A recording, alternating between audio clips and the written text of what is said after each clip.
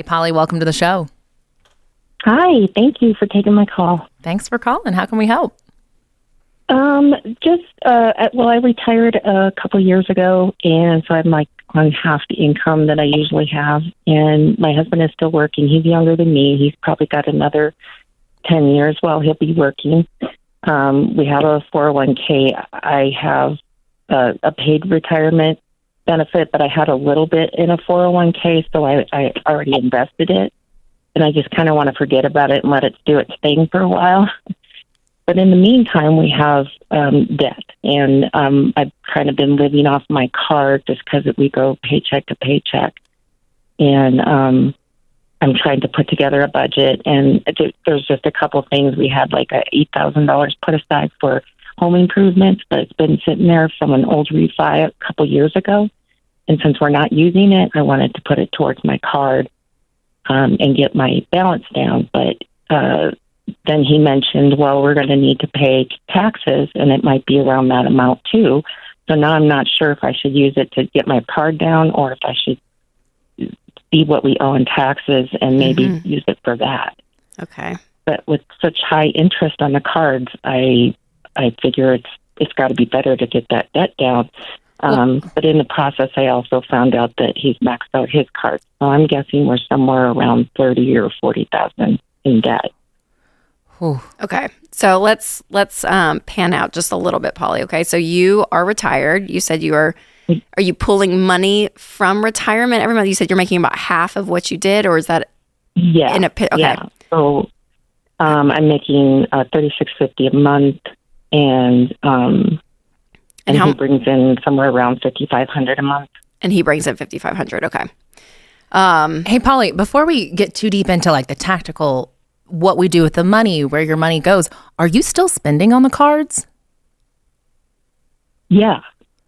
So it just seemed like every time I went to use so I have a separate account because of something that happened in 2015. He thought he was going to leave.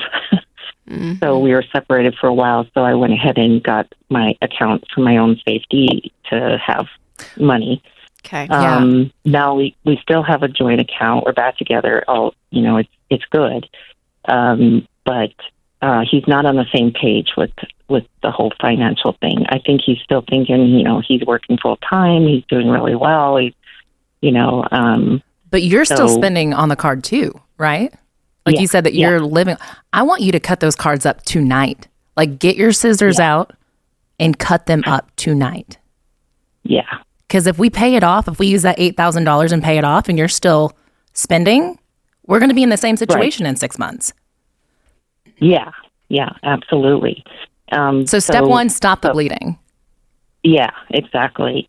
But that takes care of mine, but not his. And I'm trying to get him on board, and I was hoping that Dave was there so he could tell me how to talk to a man about finances without them shutting down.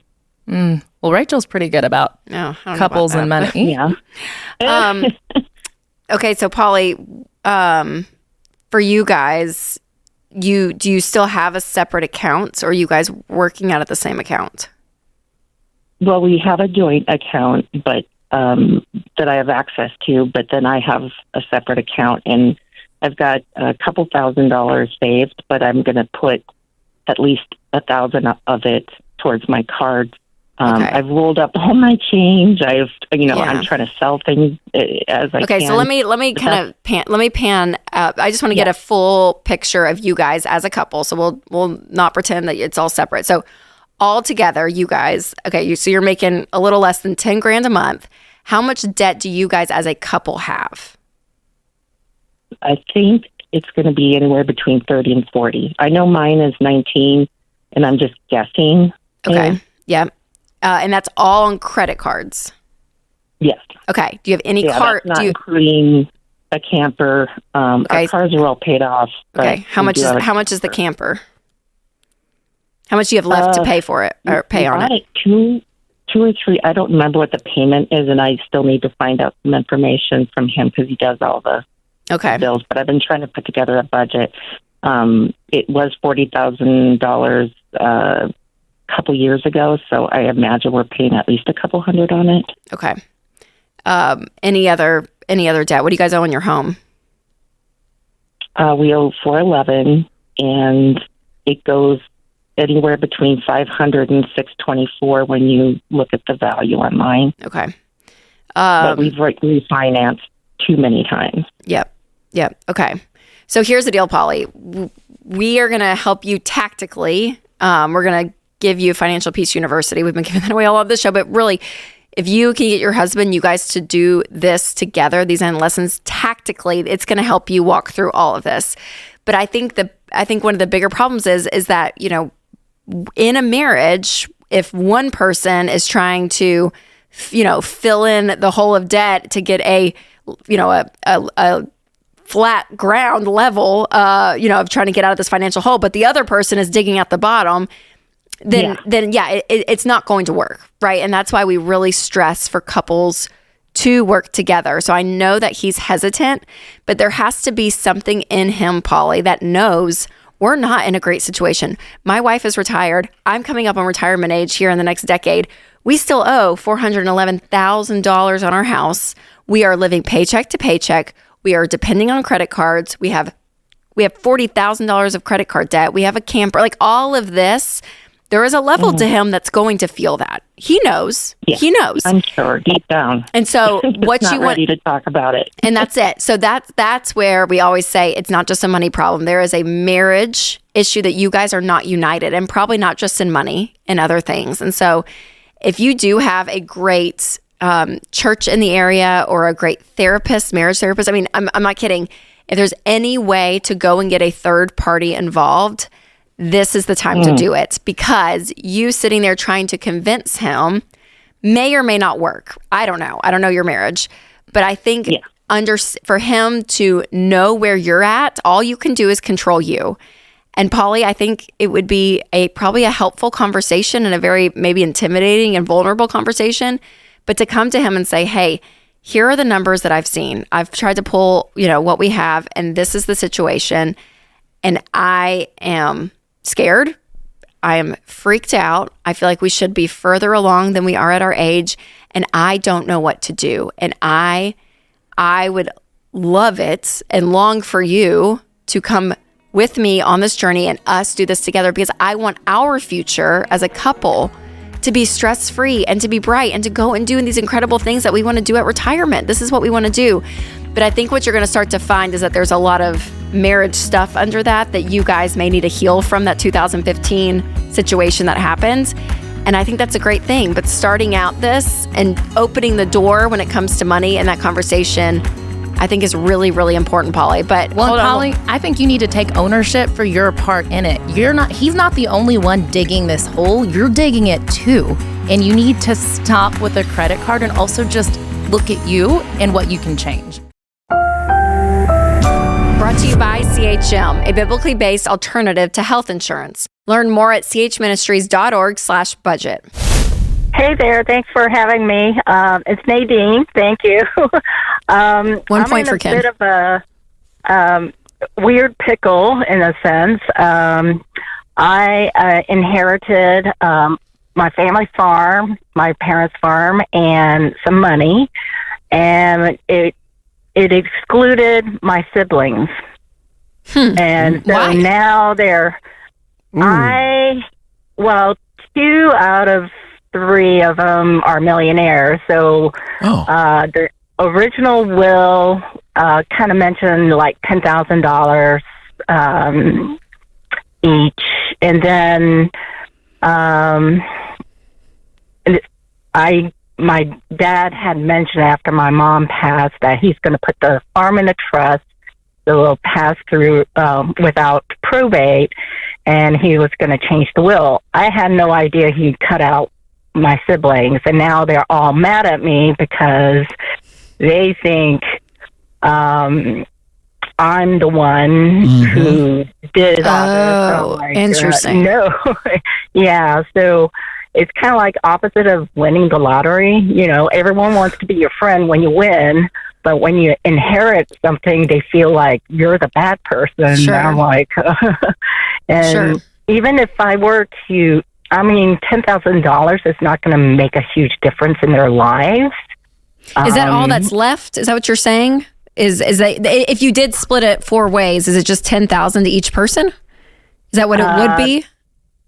No, actually, that was my parents were savers, so there was a little bit more than that. Okay. So what's your question for us? Is it what to do? Yes. I mean, 10,000 seems so nominal to be petty about, but even if I were to give it to them, I feel like it's never enough. And well, hold on a second. I'm still confused, and we have only about a minute here. Is the amount that was given to you is how much? It was over, well, with the farm and everything, it was like $500,000. Okay, where do you keep coming up with this $10,000 number? I don't understand. That was in the original will that my dad had before my mom passed. And is that what they're wanting? Is that $10,000, or are they wanting a fourth of the $500,000? That's the thing. I'm not sure. But why don't you sit down with your siblings and have an honest conversation and go, guys, I had nothing to do with this, and that's why I wanted to have the conversation. What do you all prefer we do? What do you all think is fair? If that's what you want to do. Now, you got 2 directions. You can either say, I'm going to honor Dad's will, and I'm going to deal with the fallout, or I don't want to deal with the fallout. I love my siblings. Let's get in a room and solve it. Yeah, we're all adults here. Let's figure it out. It's pretty easy. And again, if they are competent, healthy people and you can do that, that's great. Millionaires too. Yeah, it's true. Oh, I hope that helps. Thanks for the call. CHM isn't health insurance. It's a health cost-sharing ministry. Check it out for yourself at chministries.org/budget.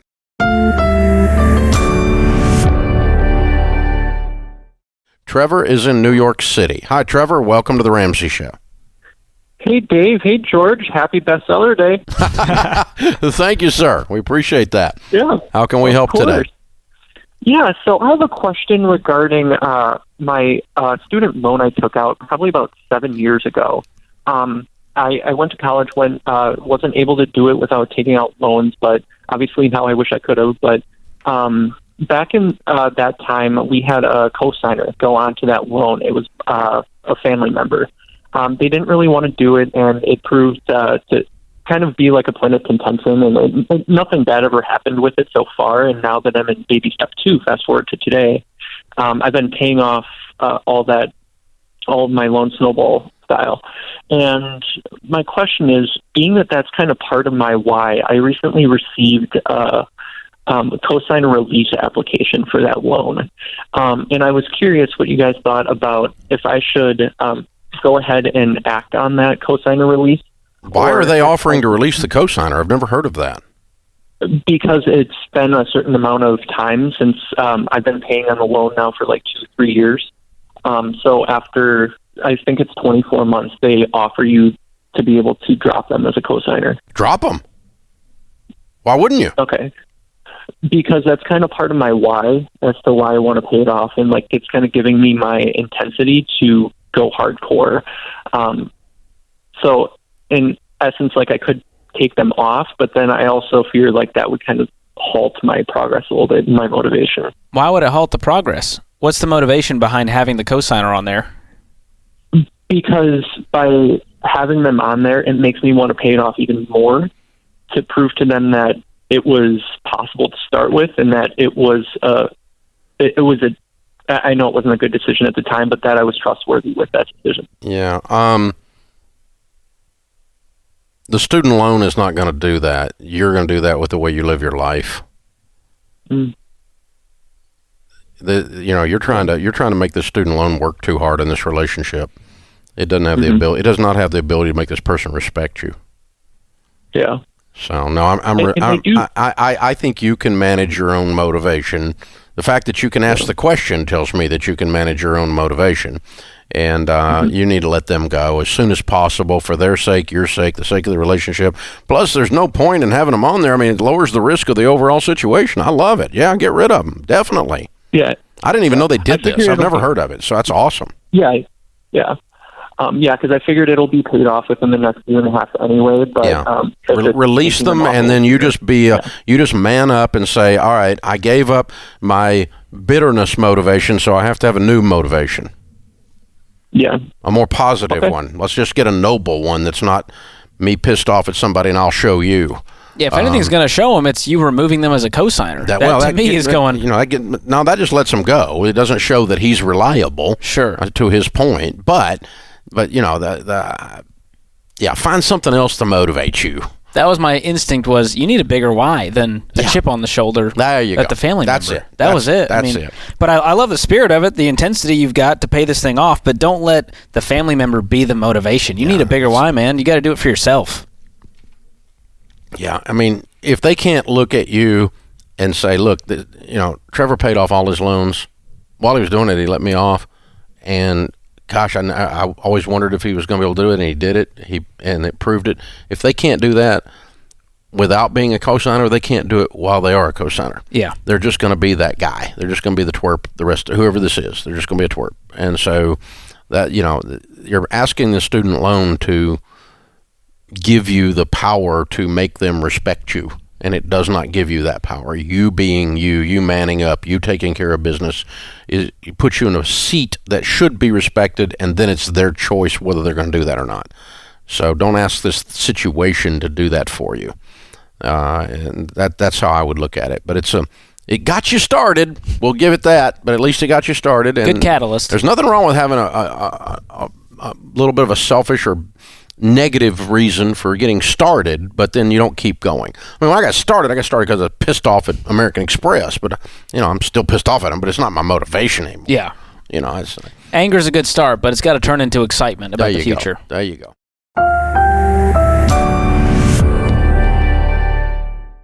Rachel is in Washington, D.C. Hi, Rachel. Welcome to the Ramsey Show. Oh, thank you. It's very much an honor. I'll try to keep it brief. My husband is 72. And by the way, George, I'm bringing a Lunchable board with me on Christmas Day. I was supposed to bring a charcuterie board, but I've learned the new names. They'll never know the difference. I thought that was great. Anyways, my husband's 72. I just took his first RMD this year. I'm 57. We have 2 kids in the university right now. And here's my dilemma. You were on a call yesterday with a gal who thought her husband felt the cash was just a mirage, or you thought it was a mirage. And I'm kind of in that similar situation that we were debt-free 8 years ago, and then we stupidly did the dumb, stupid thing. We bought a beach house in 2020. We have since paid off more than half of it. It was about $650,000, and we have about $390 left. And I was thinking, should I just take our cash, which I've been holding on to, and I can pay off another $300, but leave maybe about $50,000 in cash. But it's making 4%. That's my main question, because with that gal that called yesterday, I think you were adamant that they pay it off because it's only making 1% sitting in a. I wasn't pay it off. I wasn't adamant because it's only making 1%. That just made it even worse. I gotcha. But here's the thing: a beach house is a toy, and if you can't pay cash for a toy, you shouldn't buy a toy. So pay it off. Just pay it off ASAP. Don't worry about the. You've got other money. What is in your nest egg? How much is in your retirement accounts? Our retirement our total net worth is like 5.5, but $5.5 million. Yes. Okay, so $390,000 is nothing. But that includes real estate. I'm sorry, Dave. That's okay. But $390,000 is still nothing. You have an emergency fund in addition to the money in the $300,000 Vanguard account?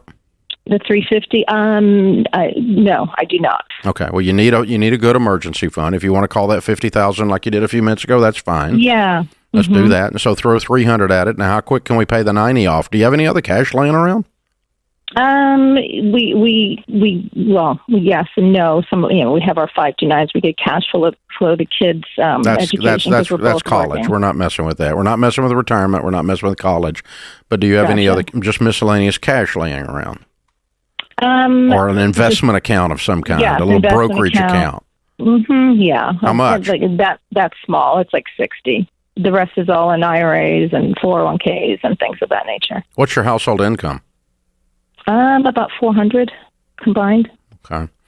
I'll tell you what I would do, and you guys may not be up for this. You may want to do it a little slower than that. Is I would take the 60 and the 350, and I would pay the house off today. That's going to leave you about $20,000 laying around. But with a $400,000 income, you can rebuild an emergency fund to 50 in just a couple of months. Mm-hmm. And you free up the payment on that vacation home as well, which is only going to catapult you guys even faster into this process. Yeah. Right, because the rentals, we only rented 8 weeks out of the year, and even that rental income is like, 45K, so we'll be getting that later in the year as well. You didn't buy this for a rental. You bought it because you wanted a beach house.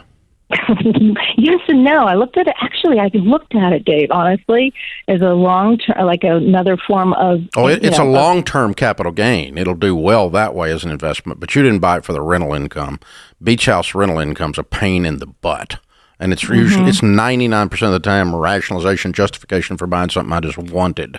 So, yeah, it's just, it's not, it just drives you crazy. Because it's the place where you stay, and you got renters in most of the time. It's just bad. So, yeah, pay it off, or sell it, but pay it off, and it's what I would do. And that'll leave you, that'll leave you $20,000. I was right. You have $20,000 left over, and then you make $400, and so you put another $20,000 in, another $20,000 in, and you'll have $60 in 3 months or 2 months, something like that, and you'll have your emergency fund. And then if you're going to buy toys, it's fine. You're worth $5.5 million. Pay cash for them. He has retirement accounts at 72 that you can access without any penalty. If you want to go buy another something for $300,000, that's fine. You can afford it, but just take the money out of the retirement account and go do it. But I'm not going to take it out to pay it off in this case. You've got the money. You're just kind of cleaning up, sweeping the dust out of the corners here. Well, Dave, this is a question. The heart of it is one we get a lot, especially now where interest rates are up on savings accounts. And people go, well, Dave, why would I pay off my low interest debt when I can make 4% on my emergency fund? Why would I throw savings? And there's a principle underneath it of when you just look at interest rates versus freedom and sleeping better and not having that monthly payment. They're not factoring those pieces of the equation into it. It's just, well, I can make 5% here and my interest is 3% on the debt. Why would I do this? What do you say to those people? Because that's not the only equation. That's a very naive equation. There's more to the equation than that. There's the stress and the weight that the debt represents. If it's not a lot of debt, it's not a lot of stress or weight, but it's there. The borrower is slave to the lender. There is risk involved that when you don't have debt. And if it's not a lot of debt, there's not a lot of risk. But this idea that you're just simply comparing these two interest rates and that's the proper mathematical analysis of this is very naive, because you've left out the toll on your relationship. The weird thing is, somebody worth $5.5 million. I'm not saying she would necessarily do this personally, but here's an example. Okay. I do not have any of our second homes that we rent. They're not owned by you. I own a couple I own a lake house, I own another house other than the one I live in, okay? And I don't rent any of them, ever. You don't have to fool with it. I don't need to. And here's what's weird. $5.5 million net worth, they don't have to rent that. But the reason they're doing it is because they got dadgum payment. And they're trying to figure out a way that this makes sense mathematically. Well, it's easier to justify when there's revenue. Like this payment is driving these decisions. And if you don't have any payments, lake house can just sit there. It's okay. It's a toy. It's a small percentage of my net worth. Hers is a small percentage of her net worth. And it can just sit there. It's a toy. And I don't have to rent it to somehow feel like I'm not being wasteful or feel like, because the stinking debt starts driving you to do stupid stuff you wouldn't do otherwise. Like put renters in your very nice beach house. You don't need to. And if you need to, it's because you got payments, because you did some kind of mathematical thing and you left out the fact then that you got to screw with all this stuff and stuff gets torn up. And where is the cost on your time and on your emotions? Where's the cost on a piece of furniture or a family item that you left in there and forgot to lock up before the Airbnb dupers came in there and tore up something, No, thank you. No, thank you. All that means is you can't afford it. That's all that means. And there's more cost involved than a simple, naive formula of, well, interest rates are, oh, shut up. It's not about, there's more to this in life than that. There's more stress involved. There's the physical toll. There's making bad decisions because you're trying to justify something mathematically. There's all this stuff involved. Not worth it.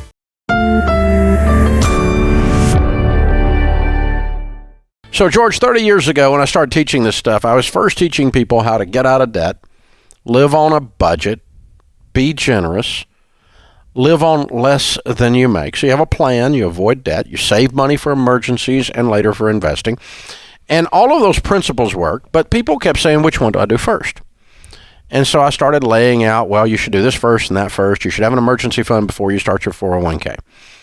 And then I figured out it's easier to have an emergency fund if you don't have any payments. And so you need to get out of debt first. Because, of course, I learned my lesson the hard way, going bankrupt and getting out of debt, and learning how important it was to be debt-free as a part of building wealth. So all of that started to formulate after a few years of teaching in various settings and what became Financial Peace University. It used to be called Life After Debt. And it started becoming what we now call the baby steps. And the interesting thing is that now the baby steps have gone into the Total Money Makeover book, which has sold almost 10 million copies. And they have become the proven plan, the shortest distance between where you are now and wealth. Where you are, if you'll live like no one else later, you can live and give like no one else. What is the shortest distance? And we need a path to run on, because the way you eat an elephant, it's overwhelming. Do I do my 401k with the match, or my kid's college? Or do I have an emergency fund? Or do I pay on this 18% credit card debt? Or, and nothing gets done. You get paralysis of the analysis. You get frozen. Absolutely. And this step, these baby steps have worked for me. They've worked for millions. And it's really simple. If you do it, they work. And it all starts with baby step one, having this foundation, saving $1,000 for a starter emergency fund. This is just a small buffer between you and life before we start tackling the debt. Exactly. And if you have $1,000 already, great. Just set that aside. That's your baby step one. Any money you have that's not retirement, anything you can sell that is not retirement, you're going to liquidate it. If it's not retirement, you got some stock over here that Grandpa left you. You got a gold bar under your bed. I don't know what it is, but you got any money that's above $1,000. Maybe you got $10,000 in a savings account. That's $9,000 you've got that you don't need past baby step one. We're going to put it all on baby step two. And baby step two is the famous one. That's the debt snowball, where you list your debts smallest to largest. You pay minimum payments on everything but the little one, and you attack the little one with a vengeance. Side note, baby step one should not take you more than 30 days. Maximum. You need to work extra, sell some stuff, have a garage sale, put the kids on Craigslist, whatever you got to do here. Let's get it done. And, you know, we're going to get busted into this, get $1,000 quick. Baby step two, you should be debt-free, but your house. Now, you may have to sell a stupid boat. You may have to take an extra job. But most people that have followed the Total Money Makeover baby steps in Financial Peace University are debt-free inside of 2 years. Yeah, and that's with doing it with some gazelle intensity, like you talk about in Financial Peace University. And once you pay off all that debt, now you freed up all those payments, right? You have that income back in your life. Think about what it'd be like to have no payments but a house payment. Wow. We're breathing easy. And then we can move on to baby step three, where we save 3 to 6 months of expenses in a fully funded emergency fund. This is the final buffer where we say we're never going back into debt because we are the bank now. Yep. Grandma's rainy day fund. Why? It's going to rain. Dave, you need to be positive. I'm positive. It's going to rain. You need to be ready when crap happens. There's a pandemic coming around every corner. There's something coming, and if you have $20,000 cash in the bank, 3 to 6 months of expenses, whatever it is, and you have no payments, you are the third pig in the three little pigs, the one that's in the brick house when the big bad wolf comes. You're ready for life. You're ready to go. Now you're ready to build wealth. But that you just now have gotten up to ground zero. You've just now gotten up to even. When you have that emergency fund and you're debt-free, now you're ready to build wealth. And in baby step 4, you put 15% of your income aside into good growth stock mutual funds in retirement plans.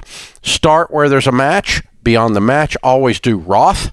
And if you've exhausted Roth and match and still are not to 15%, then go on to a traditional 401k or IRA.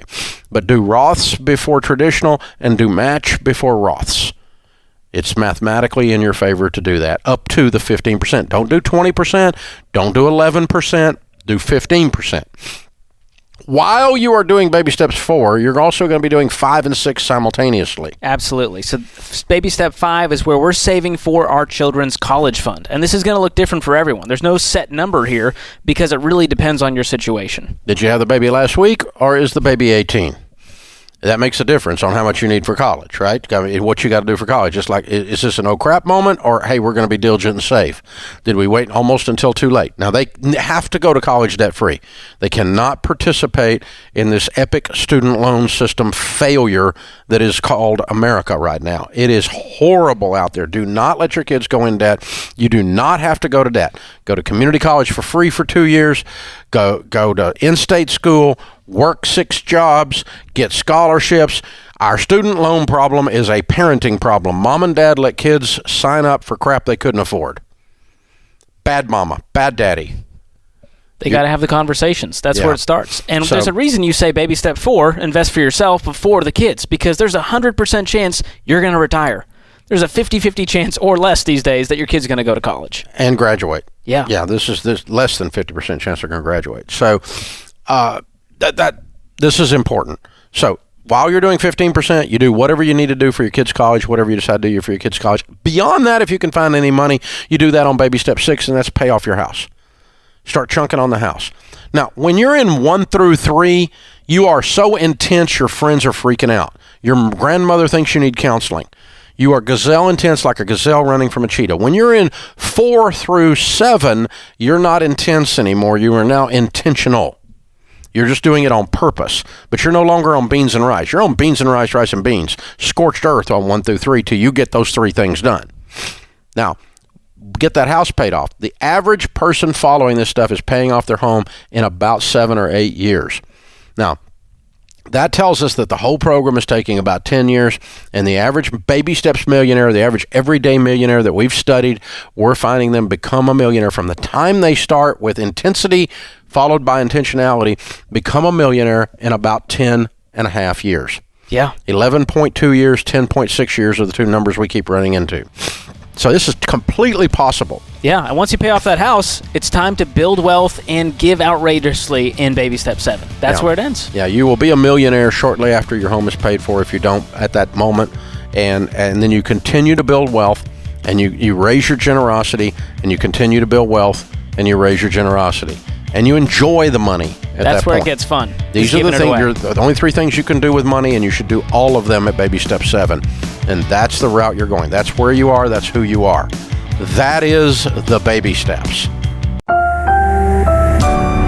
Brought to you by the EveryDollar app. Start budgeting for free today. We're going to kick this off with Aaron in Dallas, Texas. Aaron, tell us about your stupid tax. Okay. Well, I was working downtown Dallas, and I decided I started making some real money, and so I decided I needed this designer Prada handbag, and I'm not a flashy person, so I don't know why I decided I needed this handbag, but I bought it, $3,800. Ooh-wee. And yes, it was a beautiful purse. I bet it better be for $3,800. But I learned quickly that I didn't enjoy carrying it. I was too paranoid to mess it up all the time. I was worried it would get stolen.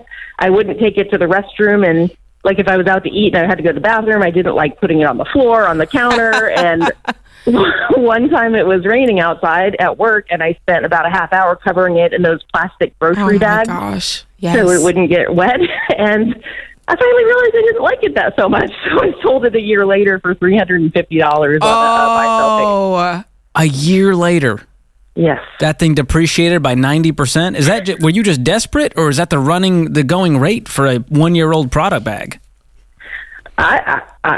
It was a buy-sell page, so I guess that was market speaking. Yeah. Wow. Yeah. Designer bag. Well, now I know where to get a designer bag for my wife. I'm going to go to one of those pages. Just a year old, honey. It's barely used. It's been covered in a Walmart sack for the last year because Aaron was scared. Well, honestly, it's going for $500, the same bag, going for $500 on the same buy-sell page now, and I still like it, so I kind of thought about buying it again. Wow. Oh, my goodness. Now you're like, I feel better buying it for $500. Yes. Oh, my goodness. So what purse do you have now? What's your go-to bag? I don't even carry a purse. I just carry my wallet in my hand. Wow. I know that's right. Which wallet is it? Is it fancy? No.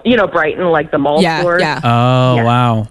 That is so funny. Do you know what that reminds me of, Aaron? That episode of Friends where Monica wants those boots so bad, and she finally gets them, and they hurt her feet. Her feet are like bleeding, and then she has to return them. Oh gosh! Ouch. Are you married, Aaron? I was at the time. Yes. What did your spouse think about this? Was this a conversation, or was this just like, I'm doing this? Well, he was in the military and he was deployed at the time, so I don't really remember asking. But did this go on a credit card? No, I wrote a check for it. That's good, at least. Good old check. There's the silver lining. At least it wasn't $3,800 with 22% APR. Yes. Added pain and regret. Oh my goodness. Well, are you doing well now? I did learn a valuable lesson. Sometimes it's just not worth it when you have something you're worried about messing up all the time. Yes. That's a very good point. When you buy that really nice luxury car and then you're parking it a mile away in the parking lot because you're scared someone's going to ding your door, I'm like, was this really worth it for this level of emotional paranoia and stress? Look, I feel that way with kids. Like, sometimes I see people with brand new cars and they have like 2 and 3 and 4 year olds. I'm like, these kids are destroying the inside of this car. Covered in sauce. And they kick the back of the seat. Oh, yeah. Now you got to get a kick protector, I found out. It's just not to protect enough. that. Aaron, stuff has a cost. And my friends, the minimalists, they talk about this stuff a lot of like, it's not just a financial cost. It's the emotional cost, the mental cost, your time cost. And so thank you for being brave and sharing that with us. That was good. Yes, well, it's good to talk to you guys. I listen every day. Thank you. Well, hopefully we can steer you away from buying $4,000 bags that will haunt you. And again, let me make it clear, there's nothing wrong. No. Like, people think we're anti $4,000 bags. If you make $1 million a year and you're paying cash and that's something you value, and you're not trying to just impress You think people you got to make like. $1 million a year to have a $4,000 No, because bag? I know Jade probably has. You probably have sneakers that have more than my retirement account. That could be true, but not bags. Okay. Here's the thing. I don't know anything about sneakers, and then I'll see in the YouTube comments like, oh, Jade's got those Travis Scott friends and family. I'm like, I don't know what they're saying. And then they're like, those are $1,000 sneakers. And I'm like, Jade is walking on pavement in the, like, why I couldn't wear those out. You know what? I will say, in the live like no one else so later you can live like no one else, my thing is sneakers. Like, everybody has their things. I don't care about like bags or jewelry. Like, some people like diamond jewelry. I like costume jewelry, but I love sneakers and I'll pay cash for them.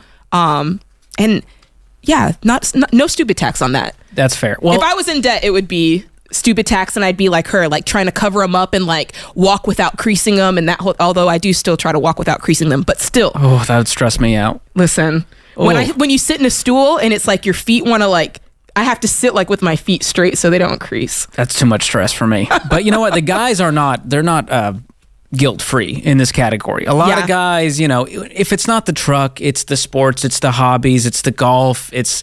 Well, what's your thing, George? For me, it was gear and technology. So from a music world and from a technology world, I could justify every single camera purchase. Oh, yeah. One time, on a whim, I bought like every GoPro accessory money could buy, along with the GoPro, the latest Hero 8 or whatever it was. I spent hundreds of dollars on this. I can count on 0 fingers how many times I used my GoPro. I thought I was going to be some kind of like action adventure hero, going mountain biking with my GoPro. Yeah. I don't leave the house, Jade. I don't know what I was thinking. I could be like that with like kitchen equipment. Like, you're like, ooh, if I had the juicer that has the attachment that does this, I'll become one of those people that makes ginger shots. That's what it is. I'm an aspirational shopper. Yeah. I'm like, if I get the Vitamix, I'll start to enjoy smoothies. Yeah. I will like kale more. Yeah. And if I buy the right equipment, if I bought a Canon 7D because I thought I'm going to be this big, videographer, photographer. It has been collecting dust, and I have too much shame to sell it because I know for whatever I sell it for, it will be cents on the dollar for what I paid for it. And so I think there's keep it on the old shelf. Yeah. And guys can do that all the time. So I'm going to share a few stupid tax stories submitted from our listeners. Okay. Crystal said, I financed a Botox treatment with a 6-month no interest deal, quote unquote. The Botox wore off before I made my first payment. Oh, man. Her face unfroze just in time for her to go, oh, crap. That's right. I got to pay for this now.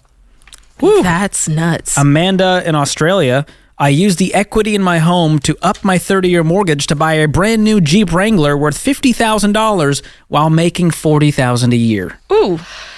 That one takes your breath away a little bit. I kind of know about that. Wait, let me share mine then. Okay. Because we had a paid-for Jeep Cherokee. And we're like, yes, we finally paid it off. Most people would be excited and to have their money back in their pocket. We were like, paid off our car. Let's go finance a $35,000 Hummer and pay $435 a month. You were a for it. Hummer family. We were a Hummer. Wouldn't take you for a Hummer duo. fan. Yeah. Wow. Those were hot for a while. They were. Listen, you don't see them on the road now. They're coming out again, and Really? Mama wants one. Are they electric or something? Do they make coffee? What's so they're special? not electric, but they're less gas guzzly.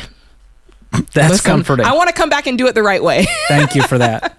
All right. Pamela said, I got scammed out of $300 on Facebook by a friend, quote unquote. It wasn't actually my friend. Keep in mind, we are baby step 7, both finance majors, and yet we found a deal on a car too good to be true and immediately sent a deposit after a short conversation with said friend on Facebook Messenger. Oi. Uh-oh. I've been scammed before and it hurt. The Nigerian prince. Well, it wasn't a prince, but it is funny. And here's what's funny is this went on TikTok and went viral. And everyone from Nigeria was like, I can't believe this guy is dogging Nigeria. And I was like, this is just where he had me send the shoes. So I was on Craigslist posting some Nike Dunks I had. Yes. And I thought, I'm going to be a Dunks guy. Could not rock the Dunks. Sold them on Craigslist. This guy says, hey, these are a gift from my cousin in Nigeria. I went, what a kind gift. He said, I'm going to pay you right now for shipping. I'll pay beyond what it costs. Red flag number 4. True that. And so I thought I got an email from PayPal with the confirmation of payment. And so I just went ahead and shipped them.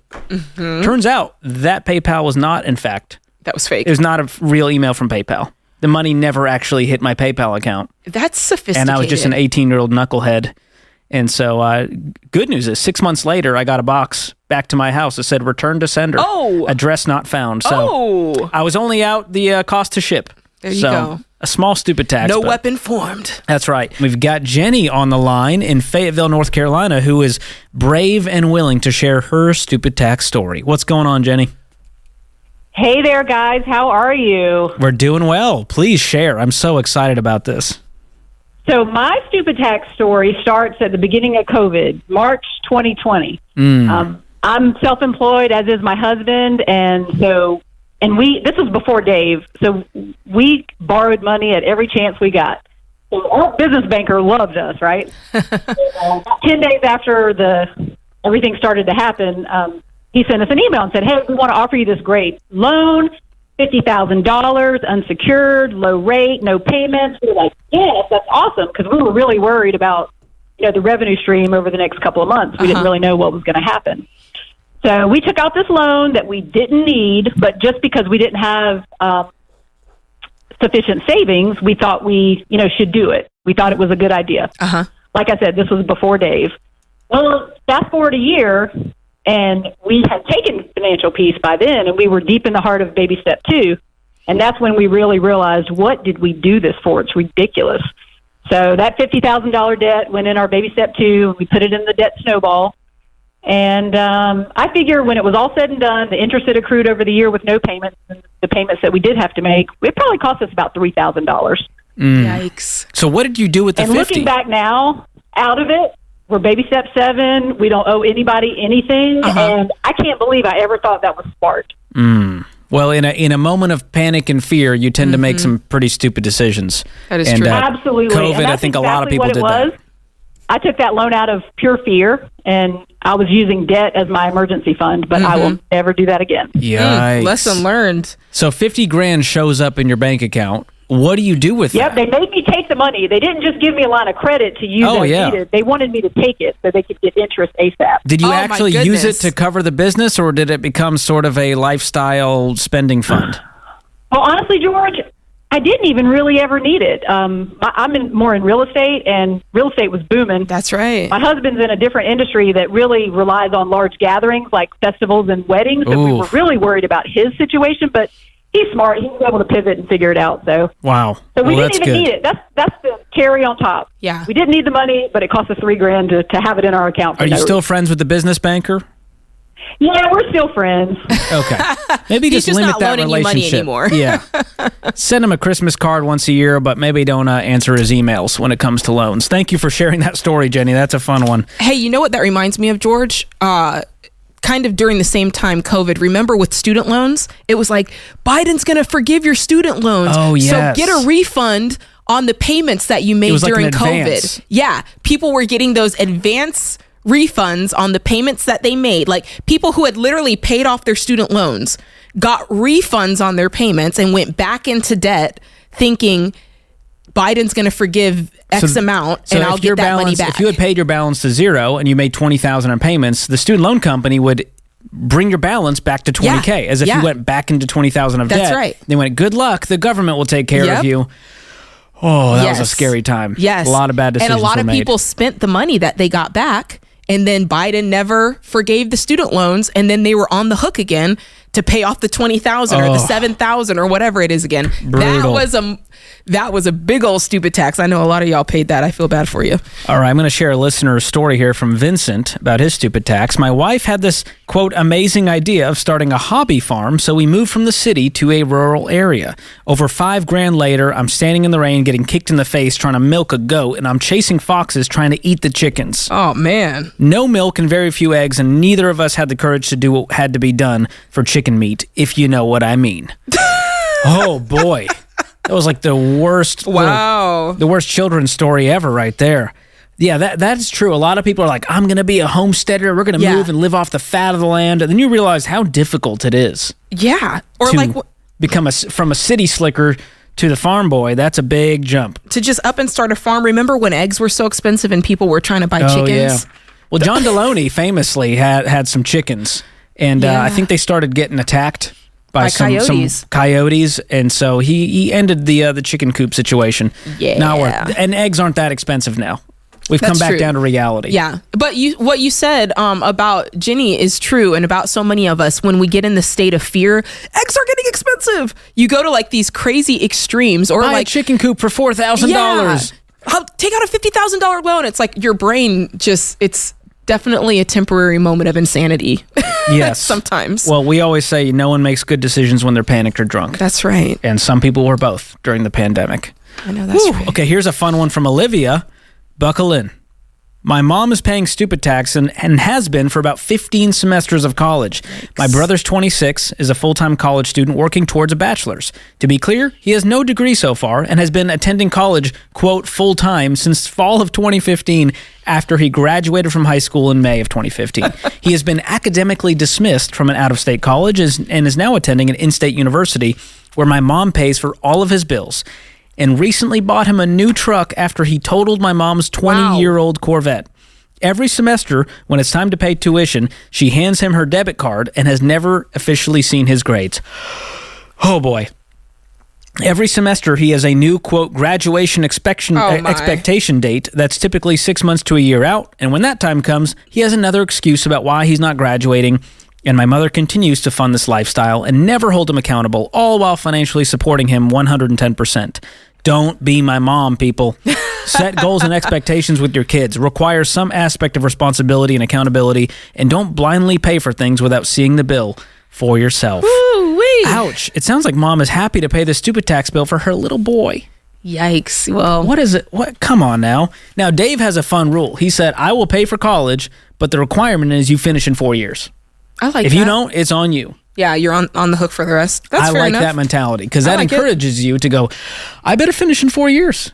Because Homeboy's been going on many, many years, and he's just having a good time out there partying on mom's dime, and now driving a brand new truck. All thanks to mom being an enabler and having zero boundaries. That stupid tax remains to be seen, but it'll come out in the wash, trust and believe. Whew, that bill must be paid eventually. And if that means mom can't retire, that's going to be on her. We've seen that story, Jade, where parents are like, I signed up for the Parent Plus loan because I thought I was being a good parent by taking on the loan for my kid. And by the way, if you're taking on a Parent Plus loan, it's because the student loan company, who is scummy as all get out, doesn't even trust your little kid to pay back the money. So they go, we don't trust you. You need a cosigner. And the crazy thing is when parents who already have their own student loans that they're paying back then turn around and take out Parent Plus loans. Which have a higher interest rate. Their loan plus their kids' loans on their back, and since they're older, they have less time to pay it all off before they retire. So it's just... And they go, well, I thought little Johnny was going to pay, and I just took it out in my name. But, he said he was going to pay, and all of a sudden Johnny goes, this ain't legally my debt. Yeah, this on you, bro. It's on you, Mom and Dad. You signed up for this, because we had a call the other day. This guy went $270,000 into student loan debt for a computer science degree, and now is making $50 working cybersecurity. Yikes. And I'm like, what made you think this was a good idea? That this was even going to ROI?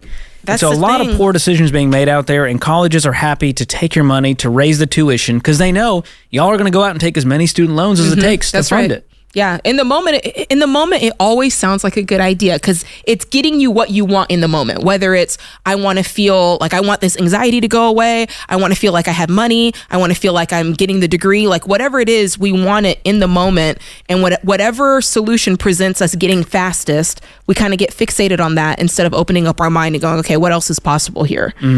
So a lot of stupid tax happening out there, but hey, learn from these stories. I don't want you to create a stupid tax story. If it hasn't happened to you yet, there is hope that you can avoid this. Learn from us. Learn from us. So we're having fun here sharing these stupid tax stories, and we've all done it. We're not here to judge. We just want to help everyone get better, including ourselves. That's right.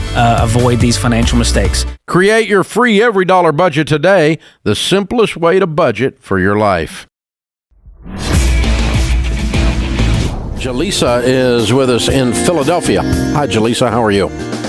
I'm good, Dave. How are you? Better than I deserve. What's up? Well, I'm 23 years old. I have about $31,000 in debt, and I dropped out of college 2 years ago, and I was wondering if you think it's a good idea to go back. What were you studying? I was studying electrical engineering, but if I go back, I'll be studying cybersecurity. Okay. And how long will it take you to complete your degree? After I transferred my credit, maybe 2 to 3 years, depending on how serious I am about it, how many classes I take. Okay. Are you going to be working while you're doing this? Yes. Okay. What are you doing now? What do you make?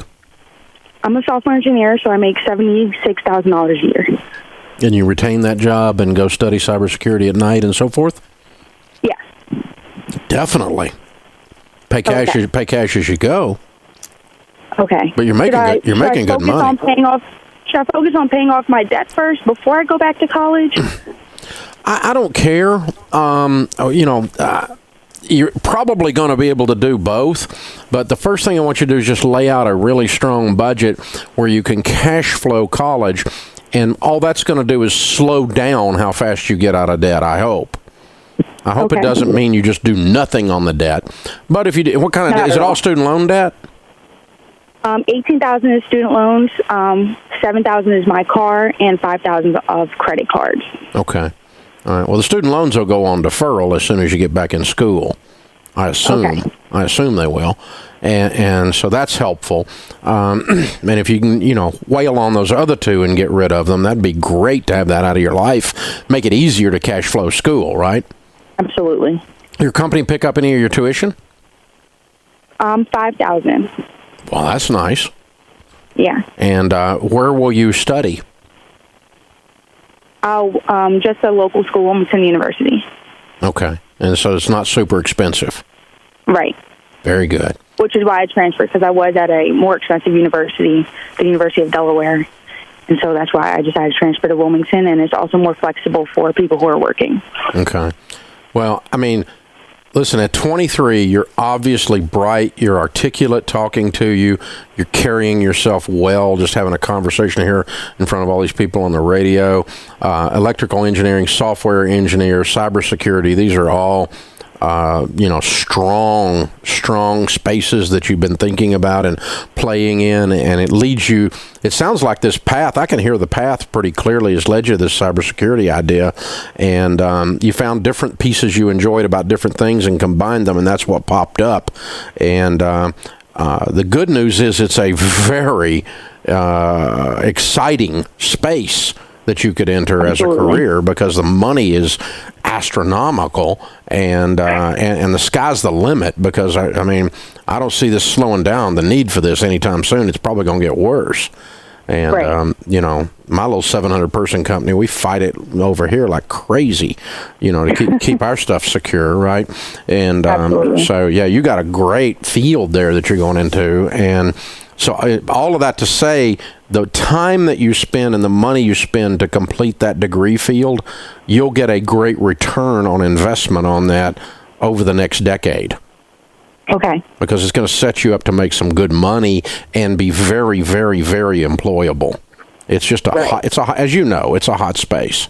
And so you're going to do great there. Definitely.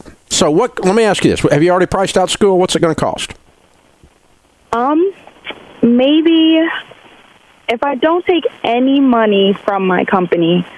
Why would you not take money from your company? Well, just because it adds, it has some limitations to it as far as how long I have to work there and everything like that. So, well, you just have to pay it back if you leave, right? Right. Take it. Okay. And if you leave, pay it back. You know, or make the people that steal you away pay you a signing bonus to cover it. Right. Take the money. That's what I was thinking. I was definitely leaning towards taking it. Yeah. But I mean, no. Regardless of that, I got the $5,000. What's school cost? Probably $10K a year. Okay, and $5K out of your 76. You're single lady, and you're game on. I mean, you've strapped on the helmet. You're ready to win the Super Bowl. Lean in here, right? And you're going to, no pun intended with Philadelphia, right? But but happens to be a caller from Philadelphia. Dave says that too. What are the chances? But anyway, so you're game on, and so you take this $76,000. Yeah, you put $5 in. The company puts $5 in, and you still beat on this debt. You still should be debt free by the time you get out of school. Absolutely. And all right. You said what? 2 years?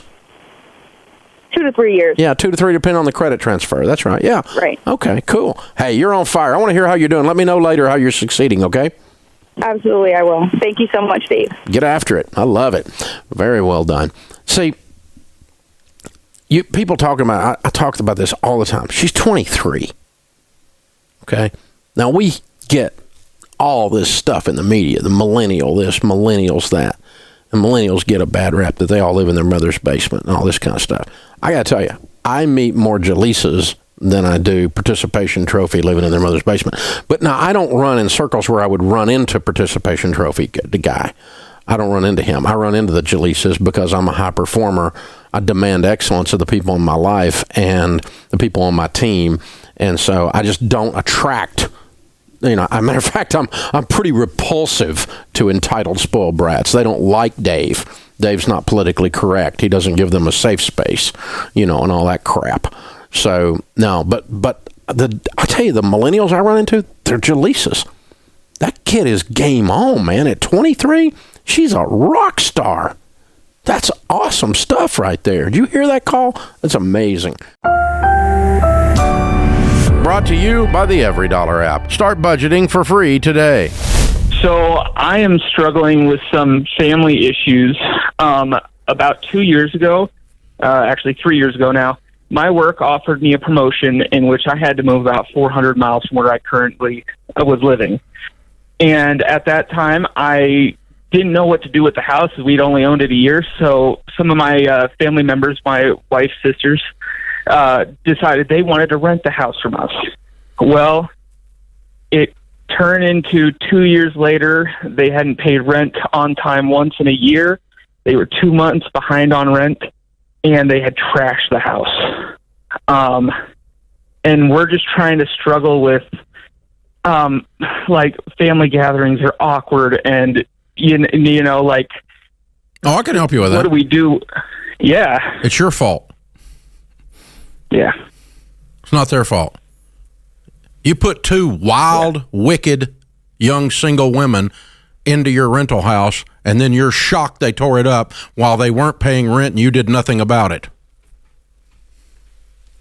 Yep. Your fault. Not their fault. They just is what they is. Yeah. Where's wife? You knew what they were when you let them move in there, didn't you?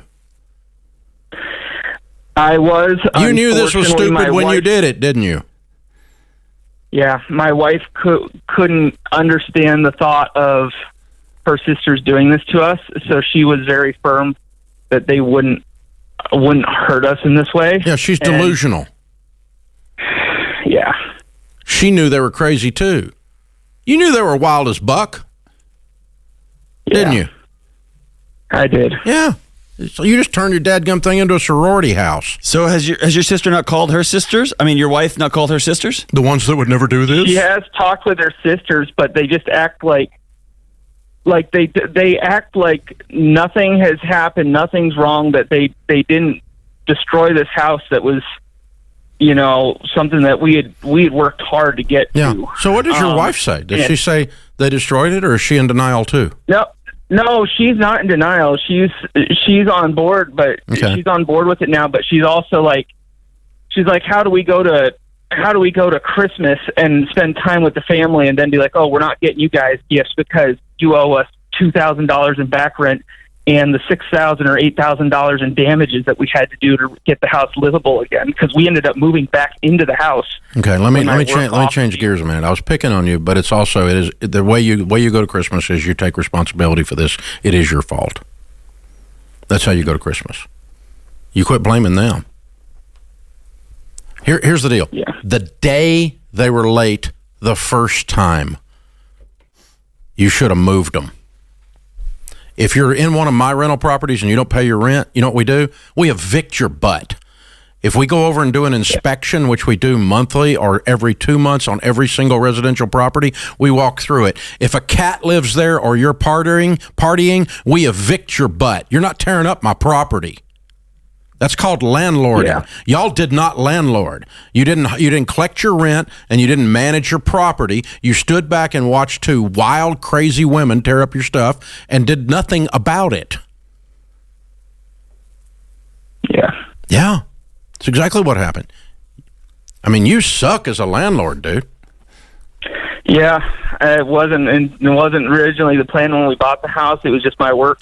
I get all that, but you're asking me how you heal the relationships, but you're blaming somebody for being who they is.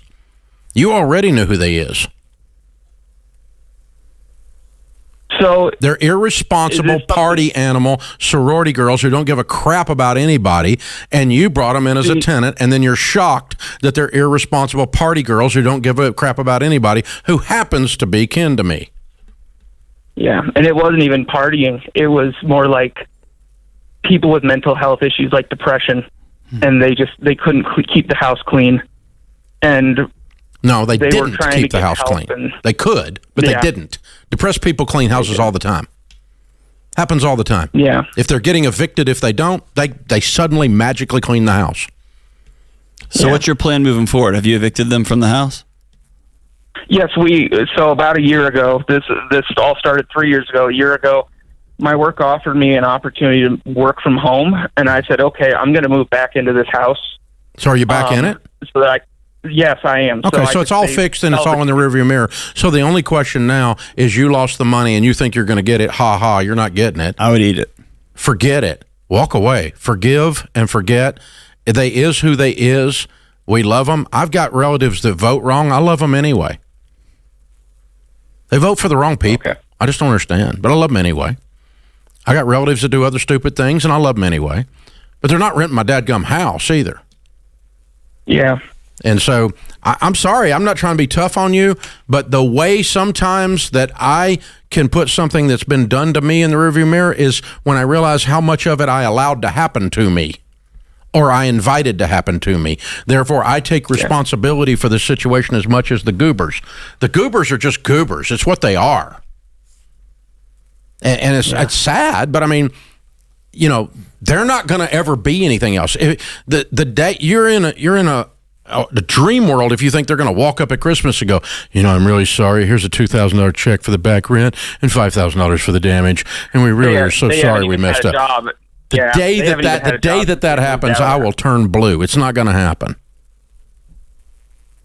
Yeah, and they haven't even had a job since they of course moved not. Out of this house. One of them had a job for 4 months, and they're living in my in-laws' basement now doing the exact same thing. Hey, hold on. Here's the deal. You shouldn't even know where they live.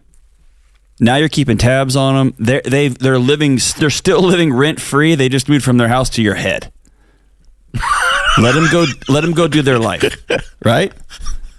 Yeah. And you and your wife decide, hey, it costs us $7,000 to get back here. We learned a lesson. You're looking for justice, and there is none. Yeah, not going to have it anymore. We're going to move on with our life. There's no justice. There's no justice. And maybe y'all don't do Christmas presents. That's fine. That's a decision y'all would make. I wouldn't do it as retribution or like keep some sort of, when they're 68 years old, you can be like, hey, y'all finally paid off the tab. So here's a Christmas dish. We've been doing it at $250. We're just not going to do it. It's been 10 years. You're back even again. Is that work for y'all? Yeah. Yeah, it's. I hate it for you, man. I'm sorry you went through this, but it was your expectations and your lack of management that made the situation bizarre happen and made it worse. And so, you could have limited the damage after you did it. You could have stopped it from ever happening if you'd have just stood up and said, no, of course not. You can't live in our house. No, you don't pay bills and you tear up stuff. Of course not. No. Yep. I mean, we all have relatives. We all have friends that we love at a greater distance than living in our own home. You go over there somewhere and be you. I shocked somebody the other day telling them 2 of my closest friends on the planet, my oldest friends, who would lay down in traffic for me.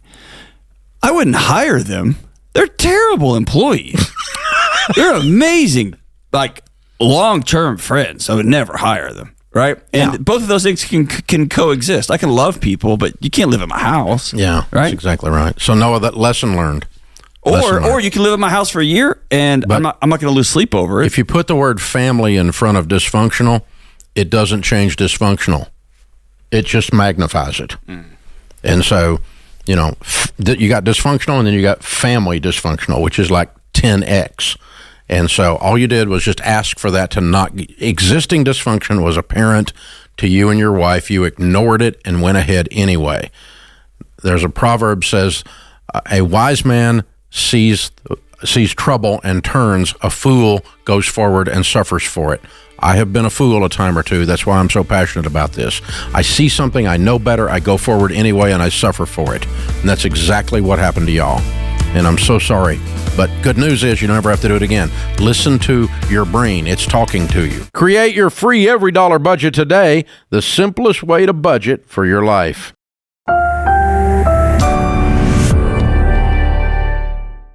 Up next is going to be Jessica in Louisville, Kentucky. Hi, Jessica. Welcome to the Ramsey Show.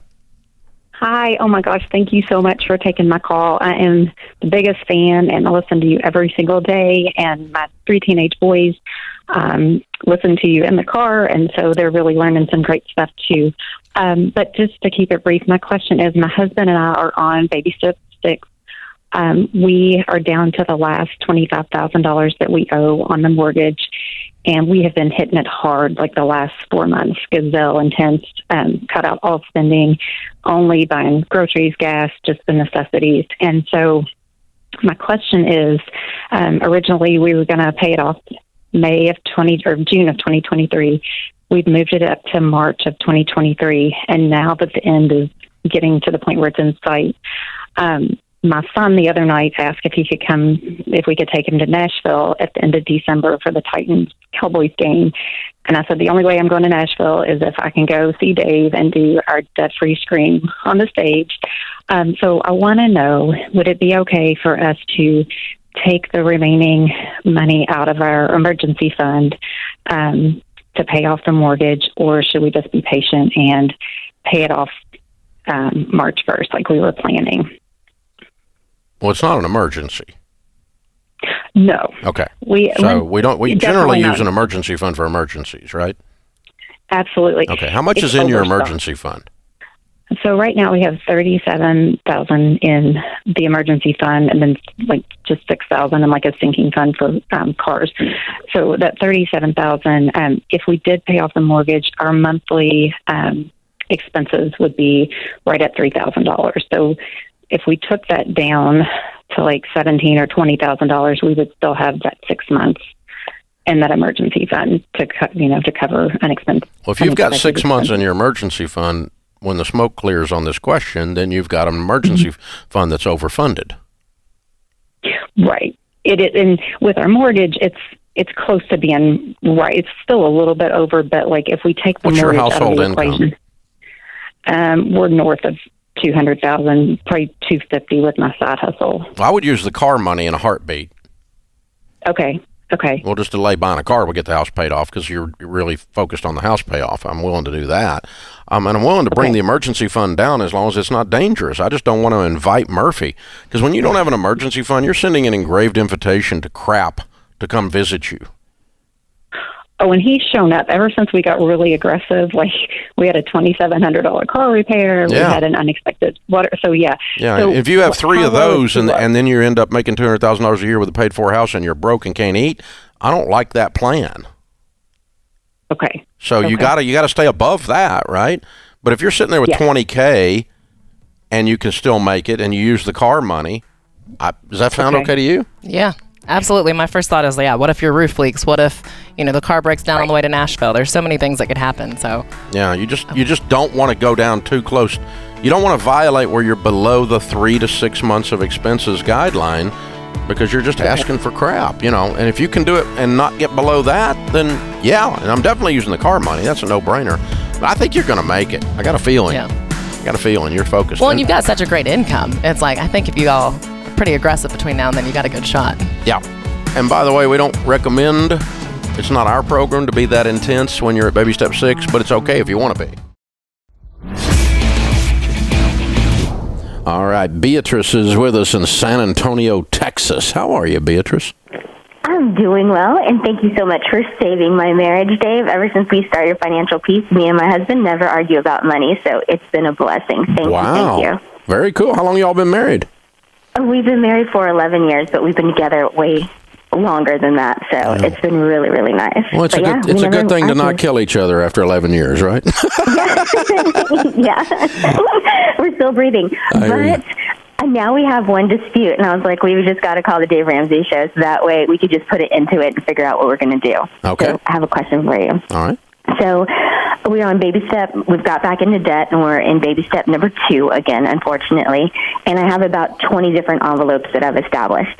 And ever since New Year's came around with resolutions, my husband was like, let's go ahead and just stop the envelopes and just concentrate on the necessities like grocery money, gas money, and mortgage, those kind of things, and just kill the rest of the envelopes and put all of the savings toward our debt until we're out. And I'm saying we continue the envelopes. That way there's no surprises when we need tires or when we need an oil change or what have you. So I'm trying to figure out, what do we do? Okay. Probably a combination of the two. 20 sounds pretty wide.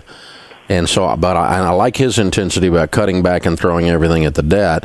But you're making a solid case for you need to be ready for tires, okay? So I would not cut out, for instance, your car repair envelope. I wouldn't overfund it. I wouldn't want $10,000 in there, but you're going to have car repairs, and if it carries month to month a little bit in it, that's okay. That's not a bad thing.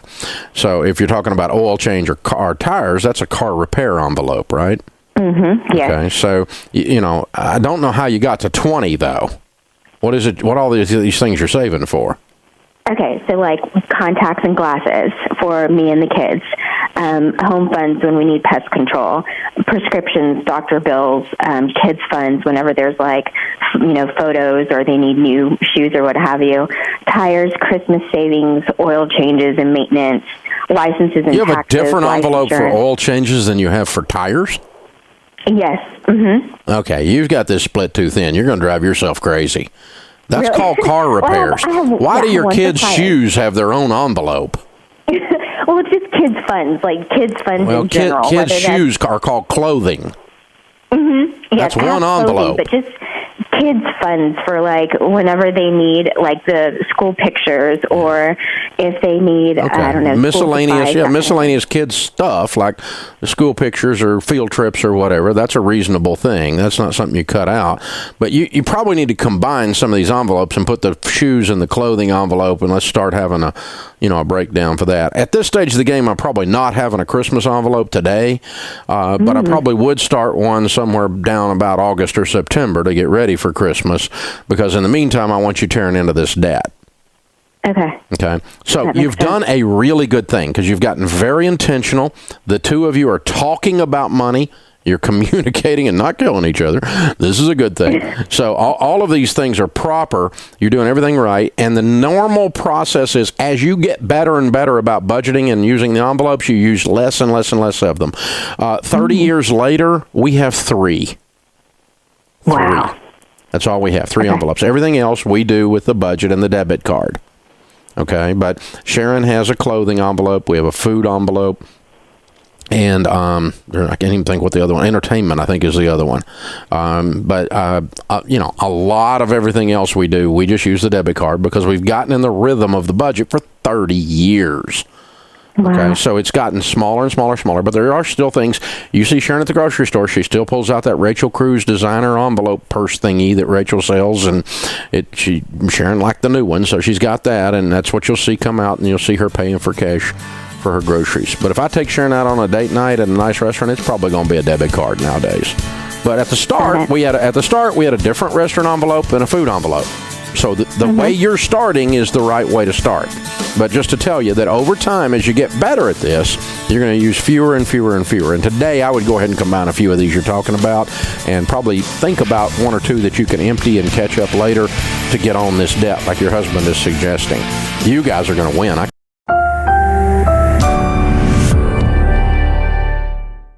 Cody is in New York to start off this hour. Hey, Cody, how are you? Hi, Dave. It's great to be on the phone with you. You too, sir. Great to finally meet you. I've been watching you for a little while now. Well, thank you. How can we help? So I had a question about, I recently put myself back a couple baby steps by going and getting myself a truck loan. But now a girlfriend of mine, of course, not married, so, I know roughly where I'm already at thinking, especially watching you. She wants me to finance a car for her. I was thinking if she comes up with a large down payment, I'm in pretty decent financial shape myself. So you have a truck payment. She could No, I know. That's true. So I was thinking if I could go through, if I should finance the vehicle for her or not, because it's a really big deal to her. Obviously, she has a vehicle now, so in my eyes, she doesn't need one. I went and got it inspected for her, so I know it's good for at least another year. I'll get your take on it. Cody, if you were to guess what we would say, what would your guess be? Of course not. I mean, I have my own truck loan, and I'm here's what sucks, Cody. $4,000 a month toward it to get it paid off. So, I know. So here's the deal: is like it is number one, just taking on debt in general is a risk, and then number two, when you put your name on someone else's debt, that's a massive risk. And we have had even more risk. Yeah, just so many calls. Okay, so do you want us to help give you a good argument to give to your girlfriend? Is this part of why you called? Yeah, that would be great. I've went over the points of, interest rates are higher right now. I have my own, I've had the conversation with her, like, can you wait until I get my truck paid off? I'm expecting to get my truck paid off. I financed $33,400 for it. I've made literally Cody, 2 payments on it. Cody, and I already what do you make? I make about $120 a year. What does she make? She's making about $800 a week. Bring home. Okay, and how long y'all been dating? Like 4 months. Okay. And how old are you two? I just turned 30, and she just turned 19. Okay. You just described a sugar daddy. Yeah, you're not kidding. Yeah, she doesn't make any money. She's 19 years old, and she wants you to go buy her a truck. No, a car probably. Or a car, I don't think she's going to be whatever. driving a truck. Yeah. Rachel, you're going to crawl out from under the desk now. The car. Yeah. So you make a lot of money. She didn't make any. So, number one, I don't know that there's an explanation for her that's going to satisfy her. Okay? Yeah. Because she's not going to be loving a no of any kind, no matter how logical or sweet or well crafted. Okay? So let's just be prepared for the fact that she ain't going to like this. Okay? Number two, if you were my son, who is just a tiny bit older than you, I would knock a noggin on your head if you did this, because a lot of reasons. Number one, what Rachel said, you're going to get yourself in a mess. Number two, of course, we teach you not to borrow money. Of course, we're not going to teach you to borrow money for yourself even after you finally get your truck paid off, because it was a mistake to go in debt for the truck in the first place. We're going to stop doing debt so that you can become wealthy making $120,000 a year. Okay? So we're going to take debt off the table. We're just going to take that. There's no explanation for it, Cody. We're taking debt off the table. You called us. You knew what we were going to say. So, but here's the biggest problem, all right? Relationally, this feels like it's going to be a strain if you don't do it. And I will tell you from having coached folks for 30 years that if you do this, you're going to put a bigger strain on the relationship, because you're changing the tone, the flavor of the relationship from two independent adults seeking a high quality connection to now one is dependent upon the other. Right. And it changes dinner. Meaning her being dependent on me? Yeah. Because and now you're somewhat dependent upon her, because if she doesn't pay the payment, making $800 a week, shock, then you're going to end up having to pay the payments. Shock! Okay? And then there's going to be another strain on the relationship. And so you're going to do damage to whatever the quality of this relationship is. It's going to get worse if you do this. Yeah. So that's the biggest reason not to do it. The second biggest reason not to do it is there is no scenario that turns out positive out of this. All the scenarios are negative. And I think too, Cody, I would be curious on the relational side, how she takes the no. Probably reveals a lot about her, right? And the kind of person you want to be in a relationship with. What she's really doing here. Yeah. But if she's willing to learn and she's like, okay, so why won't you co-sign? You're like, well, because of this and this and this, and I want to get out of debt. I want to do, you know what I mean? And you may teach her something new, which is great. I'm not saying she's like a bad person, but y'all's value systems might be very, very different. And then the other thing that would happen too, if you co-sign and she loses a job, or she suddenly decides, oh, I'm going to go on a fun girls trip and spend money, and oh shoot, I just can't make my car payment this month. And you're thinking, you just went on a girls trip and you're not going to pay your payment, and now I'm stuck with, like, you're going to start analyzing everything that she buys and purchases. And so like, it just, the whole thing, it's just it's very messy. So let's be real clear. It won't be co-signing, because there's no bank in the world going to sign her up for anything. No, that's probably she's living below the poverty level. So you're going to own a car with a car payment, and then you're going to have to go pick up your car from your ex-girlfriend when you break up. This is going to be awkward! And then you're going to feel terrible if you broke up with her one day, and then you have to go and be like, I need my car back. She's like, I don't have a car. How am I going to get to work? And now you're dependent. You're I mean, it's just, no good plan. But Cody, I appreciate you calling. Yeah. Thanks for asking. Yeah. I sympathize with where you are, and you're a nice guy trying to think about this. Yes. You did call the people who tell people not to borrow money so that they can become wealthy and outrageously generous and ask to borrow money, period. Bad idea. Number two, doing that with people or for people that you're not married to, bad idea. Number three, when the person you're doing it for is completely broke and makes no money, super bad idea. So let's just keep adding on to this. This is The Ramsey Show. Brought to you by the EveryDollar app. Start budgeting for free today. Karen is with us in Jacksonville, Florida. Hi, Karen. How are you? Hi, Dave. Hey, what's up? I'm doing well. It's an honor to speak to you. You too. How can we help?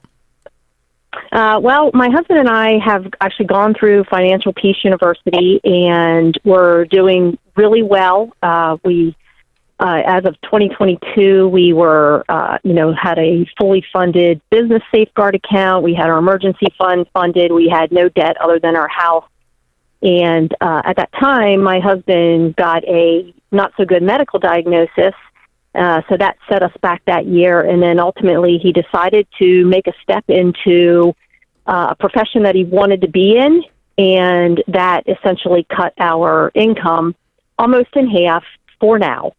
So he's doing much better with that and moving forward, progressing forward. But my question is, as a result of those two things, we had to, tap into those safeguard accounts and pretty much depleted most of them. And now we've got some credit card debt.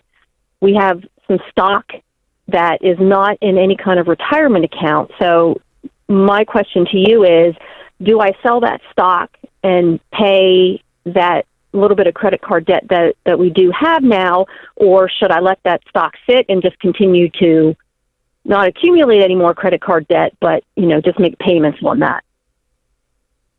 Well, what happens next time? What happens next time? Next time there's a bump in the road and you land on a dadgum credit card again. When are you going to stop this foolishness? Well, we were able to do quite well for, a while. And until you didn't. Until you start living on credit cards again. Well, we didn't really live on them. Yeah, you did. You bought crap you couldn't afford to buy. Well, it was more monthly things that we already had an obligation for because we weren't meeting our monthly budget. Okay. Because of that. So when you use the income. stock to pay off the credit cards, and the next time you go on one of these adventures where you don't meet the monthly obligations and you lean on credit cards, what are you going to do then? Well, I would hope we wouldn't be back in this position. I would hope you wouldn't have been here this time.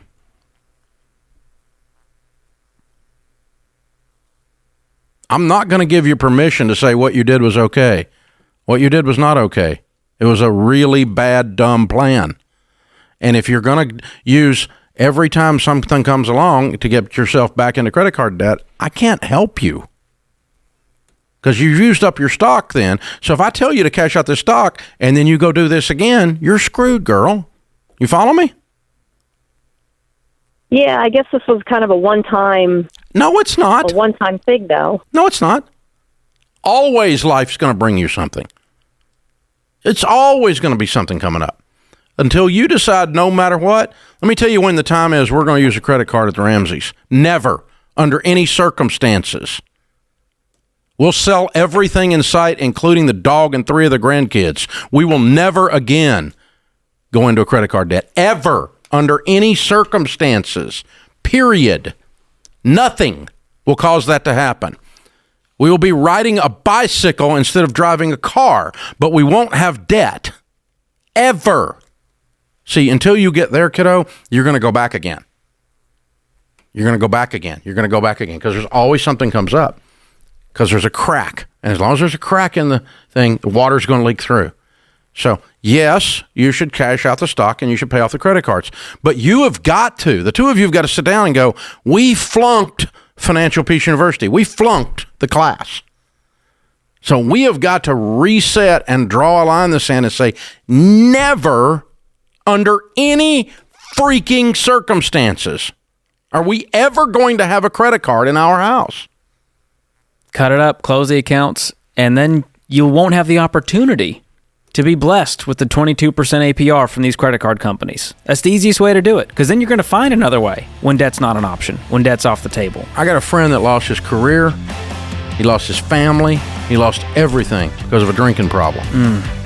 He's now been dry for 30 years. You know when he's going to drink again? Never.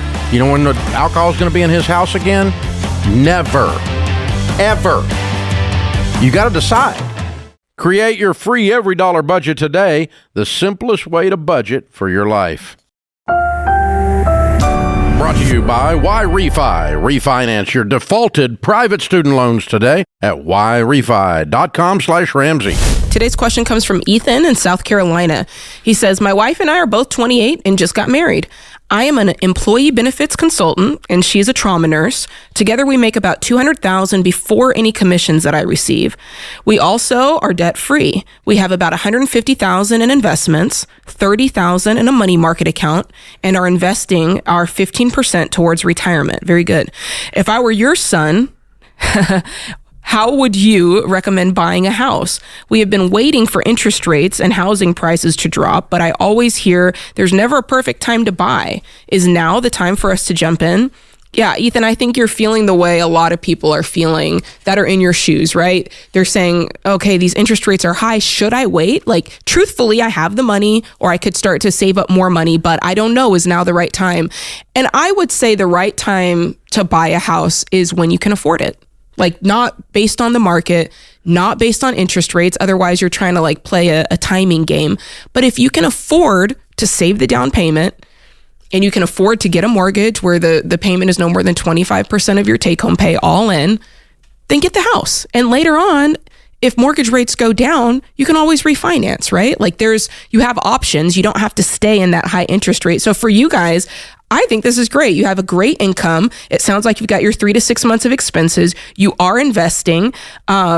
Yeah, you're doing really, really well. At this point, I would start saving up, because it sounds like the $30,000 you have in the money market is your emergency fund, and you should not use your emergency fund as a down payment. So I just want to make that clear. $150,000 in investments, unless that's retirement, you can use that. Yeah, that's good. That's a good point, Dave. It doesn't say, but if that $150,000 is in like stocks or just kind of like a brokerage sitting there, you could definitely use that, and I would. Yeah. Okay.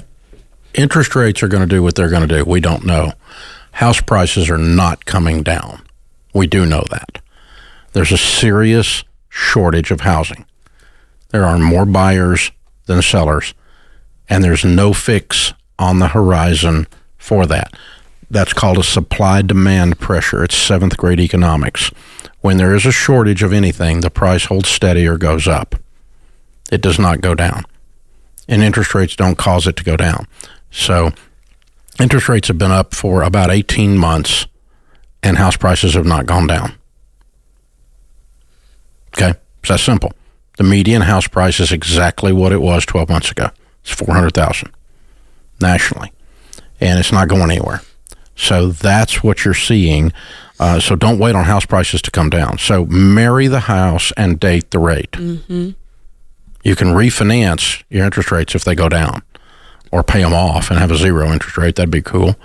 But and if you want to get a pulse on what's going on in the market, and you want to start learning more and leaning into that process and learning, you should visit our real estate home base, because you can go on there, and I mean, it's just chock full of all the information that you're going to need to kind of see what's going on, learn about areas that you don't feel as confident in, and ultimately get set up with one of our Ramsey trusted real estate agents that can help you through the entire process. So that's what I would do if I were in your shoes, or if you were my son, which is perspective is the thing. So I'm old. So I've been walking around in the middle of this stock market thing for 40 plus years. I've been walking around this real estate thing for 40 plus years. And let me tell you, every year, I've been on the air for over 30 years talking about this. Every year someone says, oh, the stock market's artificially high. It has to come down. What goes up must come down. Hadn't done it. Went down a little bit here and there, but came back up more than it went down. And can you imagine if you had invested 32 years ago in a growth stock mutual fund, how much that would have gone up? Oh, man. Oh, and let me help you with this. 1978, I sold my first house for $42,500 as a real estate broker. I was 18 years old. Can you imagine if you owned that house from 1978 that guy paid $42,500 for? Man. You understand that's an $800,000 house now. But they have to come down. No. They don't. Nope. They don't. And they never have. Yeah. There's no historic data that indicates that. So date the rate, marry the house. Get a house bought when you have the money. And if rates come down and you can get a cheaper rate than 5%, which is so freaking high, I don't know how you people are surviving talk with a 5% about the 80s, Dave. I love when you talk about the 80s rates. Man, but yeah, it's whining about 5%. But anyway, yeah, it's because it's compared to 3 instead of compared to 12. If it was 12 and it went down to 5, everybody'd be celebrating. There'd be Mardi Gras in the streets. But instead, it went from 3 to 6 and down to 5, and everybody's, oh, God, we're dying. Yeah, okay. So you better get a house, because the next round of real estate prospering, these houses are going to shoot up again. So you're ready to get a house, go get one. Why Refi? Refinances delinquent private student loans for struggling borrowers. Learn more at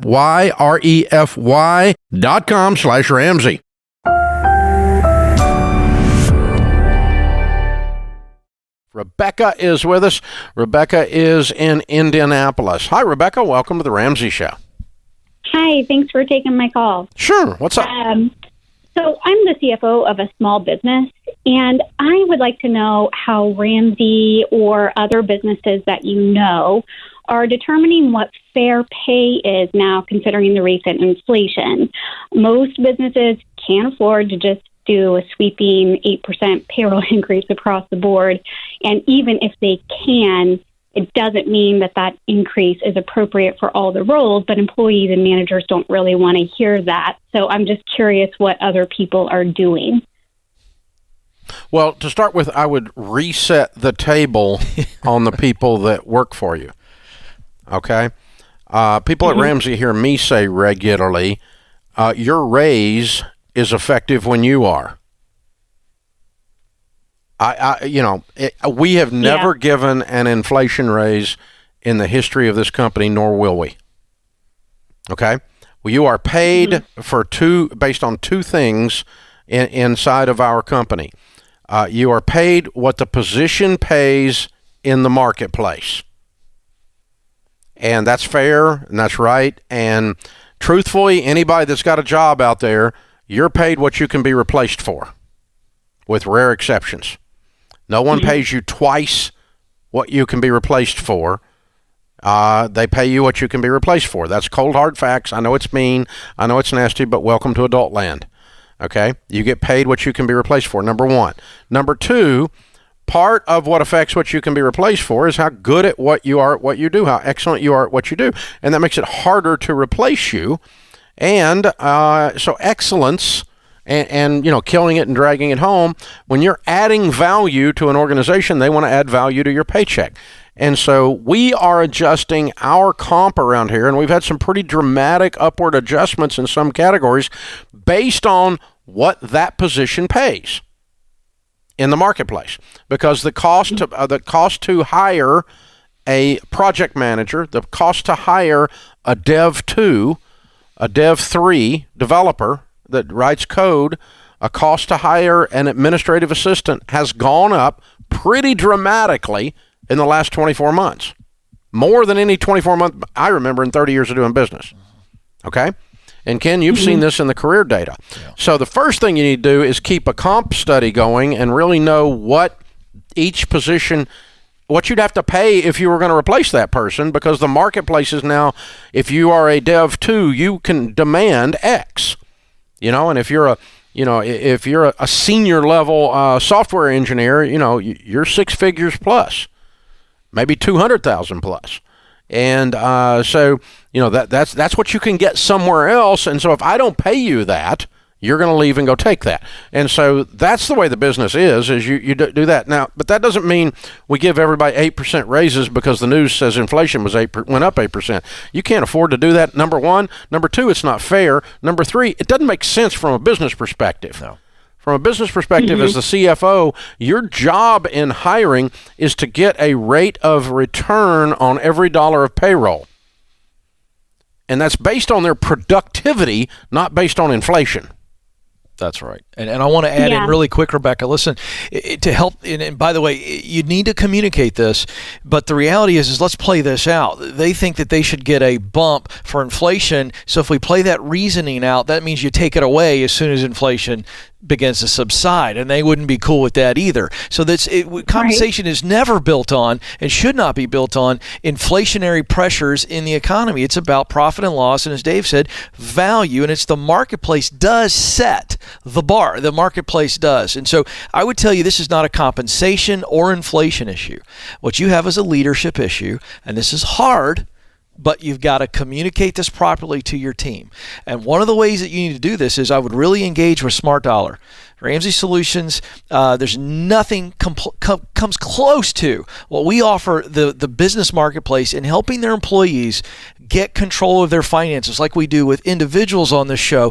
Every day, we help business leaders help their team get financial peace in the form of Smart Dollar, and it's one of the most sought-after benefits throughout the nation. And I've been on Fox Business News with Maria Bartiromo talking about this. This is one of the greatest benefits that leaders can offer in a time like this, because here's what we know. everybody that works, and I'm speaking as an employee, a team member of Ramsey Solutions right now, every one of us has all the tools that we need to adjust our lifestyle, our budget, to the inflationary pressures. It's called a budget. It's called financial peace. And I think that's what you need to invest in them, because this is going to not only help them deal with the increased cost in gas and groceries, just using two buckets that are real right now. It's a real stressor. But if we can help them manage their day-to-day budget, their monthly budget, and win in the now, you're also setting them up to win in the future. They're going to stay with you a long time. So I think Smart Dollar and leading your team through how to handle their money in times like this, to where inflation, it sucks, but it's not rocking our world. Well, and here's the thing. We share profits with our team. That's correct. We have a profit-sharing program. And so Ramsey family does not take all the money and put it in our bank account. When there's profits, we share it with the team. The systematic process that we use to do that, we did it since we were a little bitty company. And so we believe in sharing. But we've never paid someone based on what it cost what a gallon of gas cost. Mm-hmm. You don't want to be paid on that. No. Because at 1 minute it's $5, another time it's $2. Yeah. And you want me to cut your pay? It's a roller coaster. In half? You want me to cut your pay in half? It makes no sense. We're using the gas pump index to set your pay this month. That'd be popular. Yeah. Right? And so we don't pay based on what the costs are at the grocery store. But here's the weird thing, okay? All of these inflationary things have driven up wages. That is good. In almost every category. That's right. And, guess what? That adds to inflation, because almost every good or service you buy has built into the cost of it payroll. Yeah. And so you buy a loaf of bread, it's not just the cost of the wheat. That's right. Or the plastic around it. Yeah. It's the cost of the guy who baked it, the guy who delivered it, the gas prices that delivered it, the gal who set it on the shelf, whoever it was, right? So labor, fuel. Oh, there's some wheat in there. And there's your bread, right? That's right. And so all the increase, labor went from $10 an hour to $20 an hour all of a sudden. Yeah. And guess what? That shows up in your loaf of bread. Yes. And so... But also that means that the guy buying the loaf of bread went from $10 to $20 an hour, because that's what it takes to get to hire somebody in entry-level positions these days. So I don't have any of those positions. But all of our positions, just about every category we have, our comp studies, we've seen tremendous increases, not based on inflation, but based on what it takes to hire someone into that position. And then that becomes an element of inflation with trickle-down economics. For those of you that don't know what that means, this is The Ramsey Show.